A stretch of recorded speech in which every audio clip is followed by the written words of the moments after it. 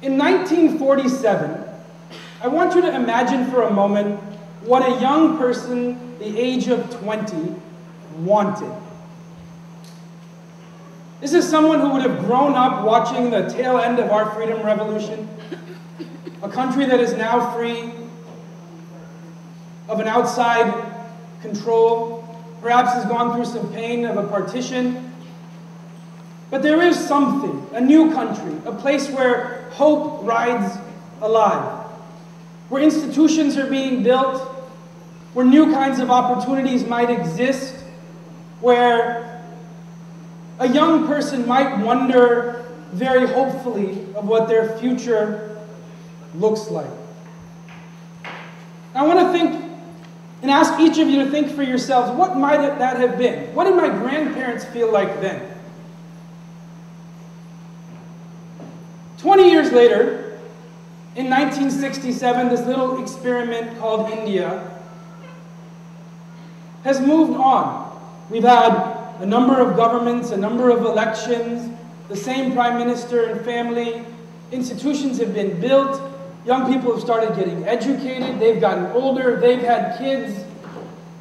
There's a green revolution growing. We're beginning to figure out how to feed ourselves, to not align with, the red or the West. What did a young person want then? In 1987, 20 years later, someone your age today, what did you want? What would they have wanted? This would be somebody later, older in my generation, a cousin of mine. My parents had moved to America by then. Education was a hope. I get an engineering job. I become a doctor. I go into the civil service. Something that had respect. Something that gave me a lifelong dream of growth. Something that let me make my parents proud. Something that let me help my village or my hometown grow. There was no Facebook. There were no computers. There weren't any mobile telephones. But what did a young person want? 2007, not that long ago. Some of us were the age of 20 around then. What do we want? And if I were to be a little more specific, what do we want as a collective dream? Not, I want a really nice car 5 years from now. I really would love that HTC phone that's coming out.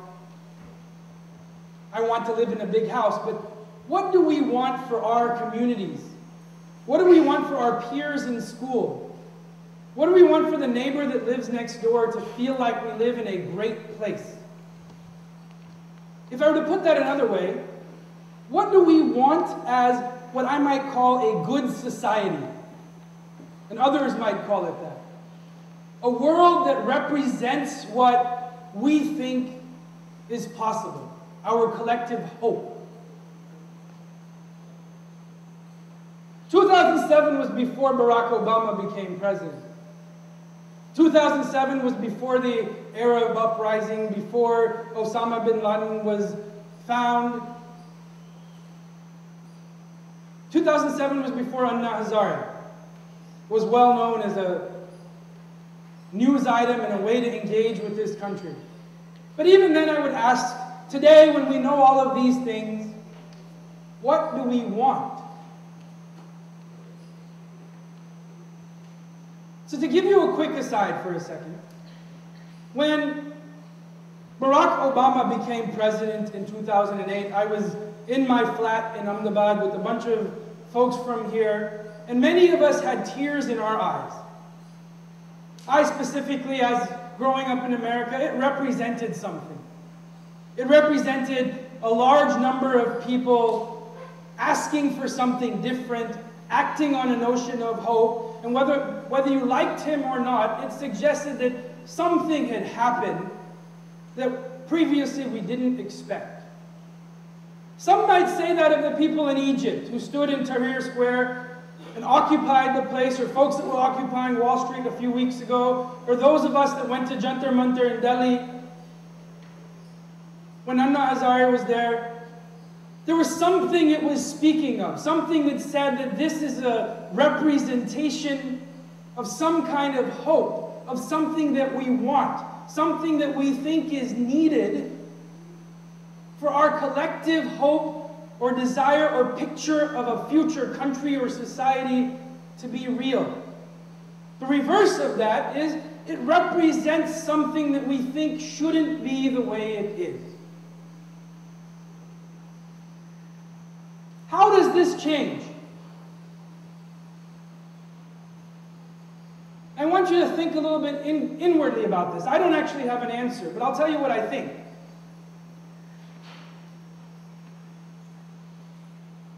You know, last year, I was buying books at a bookstore in Ahmedabad where I live, and it was impossible for me to find books that I wanted. This year, I used Flipkart, or Infibeam, or one of these other things that have shown up as a store that let me find things that I'm looking for. It's an innovation, it's an improvement. My doctor told me that I should eat honey. I can't even find organic honey in my town, but I realize that someone outside is making it, or sourcing and being able to get it to places. Innovation is happening. Things are better today. We want nicer cars, they exist. We want better ways of communicating, they exist. We want better cell phones, they exist. We want tablets that are coming out. There's a cheap one coming out soon. Innovation is happening all around us. And this version of what we want is changing radically at an individual level. It's also changing radically at a collective level. This collection of what you want, what I want, what she wants, what he wants, represents something.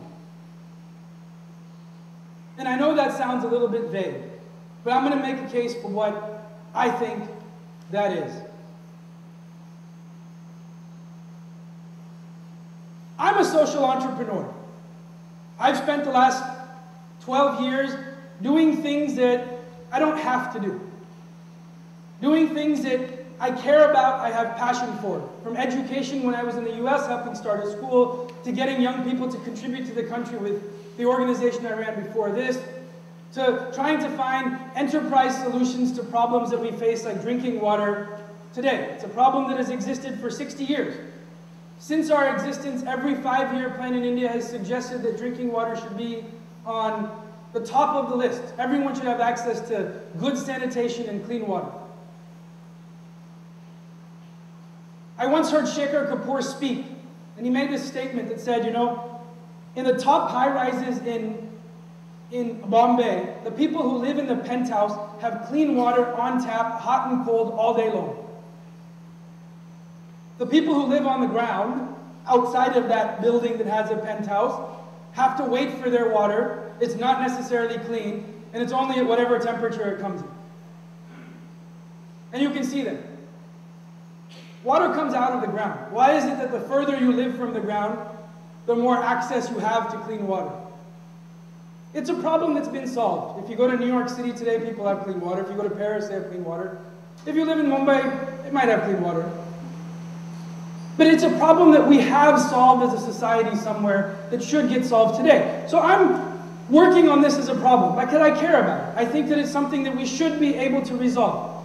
And I've done it first as an NGO, as a nonprofit organization that did it in 5 villages, and we felt like it was a really big thing. 5 villages, you know, 2,000 people are drinking clean water every day. It's huge. Well, compared to the 350 million that don't get clean water every day, it's actually nothing. At some point we decided, hey, let's do this as a social enterprise. Maybe there's some more ambitions of scale. Scale is a big word when it comes to lots of things in this country and elsewhere.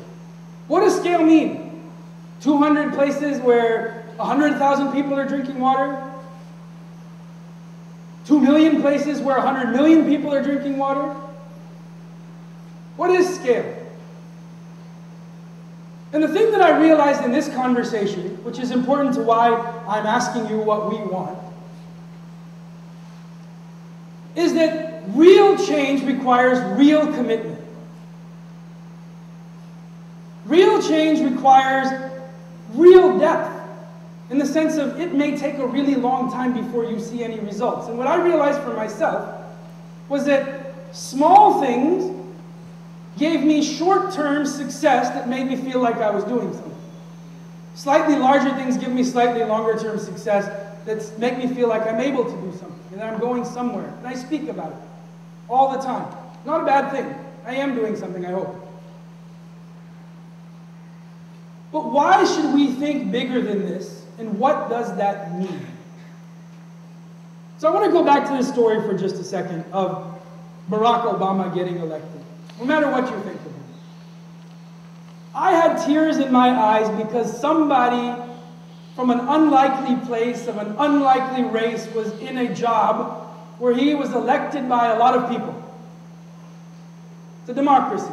Showed me that something that I didn't think was possible in democracy is possible today. And I tried to think today, when I was thinking about this talk, is there a politician in India that I would cry for if they got elected? And I couldn't come up with an answer. And what that says to me is that somehow I'm disconnected with that process. It never was, never looks like a real realm of action.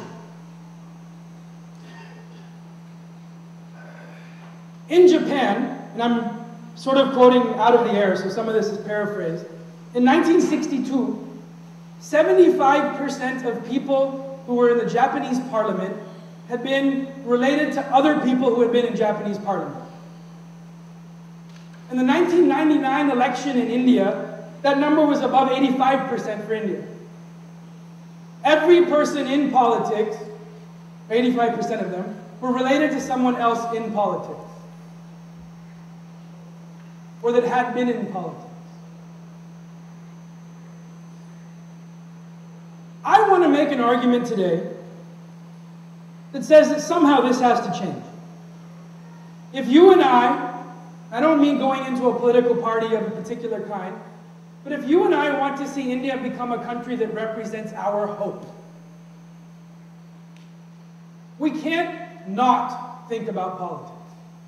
We can't say that I'm doing my share of change by building 5 water plants in a village or 100 water plants in this village, because the guy who decides on drinking water in the political system decides on 20,000 villages at a time. If I really want to solve that problem, I shouldn't feel like it's not possible for me to engage there.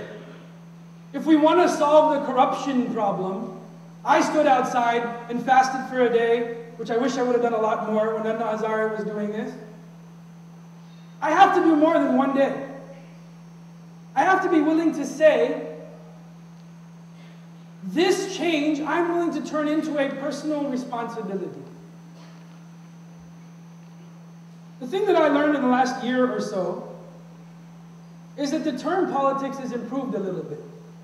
10 years ago when I got here, I asked people about this because I was sort of, a political file, not really someone that thought about politics, but I cared enough to read the newspaper and what was going on and knew what was happening in America and to some extent here. It was interesting to me, but I found that a lot of young people didn't really care. 3 years ago, that was very different. I began to hear young people saying, hey, I want to be a politician. I don't think their parents were okay with that, but they said they wanted to be a politician. It's a very interesting thing. Today I would argue that that shouldn't just be a conversation. It shouldn't be like, I'd like to be an astronaut, so I kind of like to be a politician because I really think that some sort of change can happen. We have to have some real way of engaging with this. And that's a long, long road. So I stand here today in front of you talking at TEDxYouth Masala about young people and what they want. And I want to go back for a second and say in 1947, young people wanted a country in India that represented exactly what we talked about when we got freedom. A country that thought about the good of everyone and served everyone. A country that made sure that we had a secure future. A country that made sure that we got fed. A country that made sure that we were all equal. A country that made sure there was no caste. And their revolution was freedom. In 1967, I'm not sure that that hope was exactly the same. In 1967, there were people that wanted to get educated abroad.